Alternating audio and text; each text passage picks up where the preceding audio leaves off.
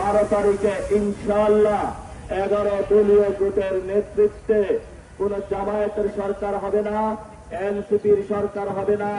বাংলাদেশের 18 কোটি মানুষের 12 তারিখের পরে জনগণের সরকার গঠন হবে। আগামী 12 তারিখে আপনারা সবাই সকাল সকাল ভোট কেন্দ্রে যাবেন। সবার মোবাইল প্রস্তুত রাখবেন।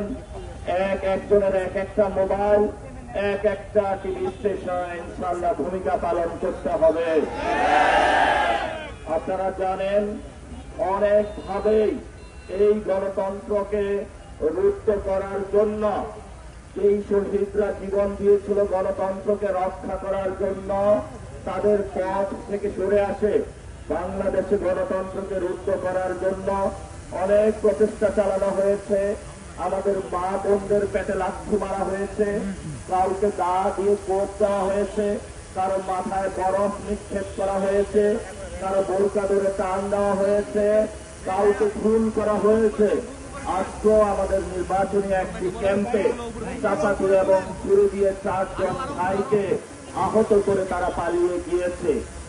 অসংখ্য যন্ত্রণার মধ্য দিয়ে আমরা যাচ্ছি, কিন্তু আমরা সবাই ধৈর্য ধারণ করছি। পুরো বাংলাদেশের মানুষ 12 তারিখের জন্য 12 তারিখে ইনশাআল্লাহ 11 দলীয় জোটের নেতৃত্বে কোন জামায়াতের সরকার হবে না, এনসিপির সরকার হবে না।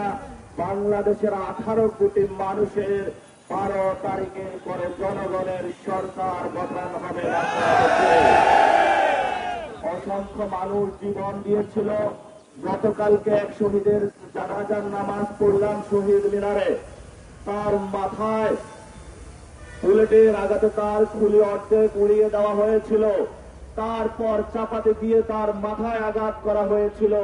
উনি একজন সিএনজি চালক ছিলেন, তার 3টা বাচ্চা রয়েছে।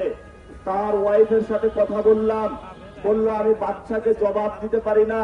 বাচ্চা যখন আমার কাছে এসে বলে আমি আব্বা কই, আমি আব্বুকে একটু দেখতে চাই, তার দিকে সে তাকিয়ে কান্না করে দেয়। তার আব্বুকে সে দেখাতে পারে নাই। থাইল্যান্ডে 64 জন এখনো মৃত্যুর সাথে পাঞ্জা লড়ছে, শুধু একটি দেশে, যারা গণ অভ্যুত্থানে আমাদের জন্য জীবন দিয়ে গিয়েছিল, একটি গণতান্ত্রিক বাংলাদেশের জন্য, যেখানে আপনার সন্তান নিরাপদ থাকবে, আপনার সন্তান ভালো শিক্ষা ব্যবস্থা পাবে, আপনার আব্বু আম্মু ভালো একটি স্বাস্থ্য ব্যবস্থা পাবে, আপনার পকেটে টাকা আসবে।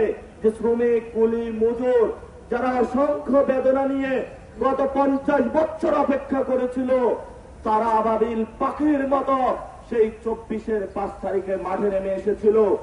একটি উদ্দেশ্য, আমরা একটি নতুন বাংলাদেশ চাই।